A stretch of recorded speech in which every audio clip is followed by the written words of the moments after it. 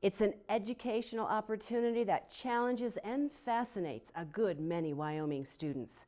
History Day started almost 40 years ago in one city because they wanted to raise the value placed on studying history. To say it's been a success is an understatement. By 1980, it became a national competition, and now more than 500,000 middle and high school students participate annually. As we show you now in this segment, a very enthusiastic contingent comes from Wyoming. Oh yeah, they could have made it. So we sit up there. Wyoming History Day is not just a day, and it's not just a contest.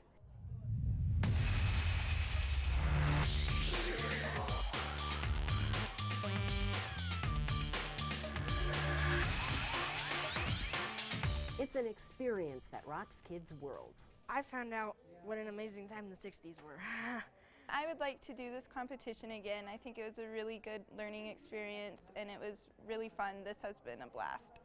Students who do History Day are not just bright, but they use their intelligence in positive and productive ways. And if we give them the assistance that they need, really the sky is the limit. It was experience versus youth, men versus boys, champions versus upstarts, communism versus capitalism, on a sheet of ice in the Adirondack Mountains. What could one hockey game mean? What could it possibly change? Different categories accommodate different talents. If you're into digital media, you could produce a documentary film, or create a website, or write and defend a traditional research paper. The tabletop exhibits are quite popular. I like doing the exhibits because I like doing art projects. And there's the performance category. Freshman Kennedy Thatch portrayed 5 characters to tell the story of American chocolate drop diplomacy at the end of World War II. I think for the Berliners, the important thing isn't the chocolate. It's that someone in America knows they're in trouble and someone cares. The only way to tell the story is through the people who actually experienced it, and so that was a conscious choice to be able to put the facts that they would have known, tell them through their eyes. The theme for 2011 was debate and diplomacy in history, successes, failures, and consequences.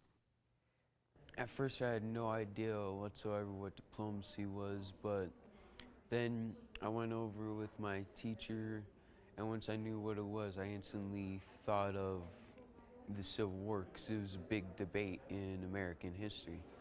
Brand new national research results show that students involved in History Day outperform their peers who don't do HD, not only in history, but in math, science, English, writing, and in standardized testing. Learning how to research is such a big deal for any project, anything that you do, and you definitely have to learn how to research just primary resources, secondary resources. With performance, being able to speak in public and feel comfortable talking to people. Down the road, 3 years, 5 years, 10 years, these are the sorts of people that you want as your friends and neighbors. They are knowledgeable, they're committed, they understand the value of education, they're interesting people, and they make a difference wherever they go. So that's why teachers and parents like HD. But why do HD kids like it so much? I feel pretty good about my project. I like it. It's something that I enjoy researching and learning about. It's all a really fun thing to me. They'll say fun often, but I know what they mean when they say fun. It was an enjoyable experience. The key to the program is that it does give the kids an opportunity to learn about something that they are curious about to begin with. No one's telling them, here's what you need to know. I've always been really interested in World War II and the Holocaust, so it was just something I wanted to do for this. It becomes really a labor of love for them, because now they get a chance to really study something that they care deeply about to begin with. I was reading a children's book, Mercedes and the Chocolate Pilot by Margot Thesis Raven, to my little sister, and it just intrigued me, just their love for this pilot that they didn't even know, and their gratefulness for the flower that they were giving, that they didn't ask him for any candy, they didn't ask him for anything more than what they were already giving him. And that just struck me, that it was just beautiful, the love and the gratitude that they had. These labors of love are a year-long project. The students begin asking me almost an hour after the current year's competition is over, what's the theme for next year? And by the time September rolls around, some of the students are well on their way to knowing what it is that they're going to do for that year's History Day competition. I've probably put in about a half an hour every day since December.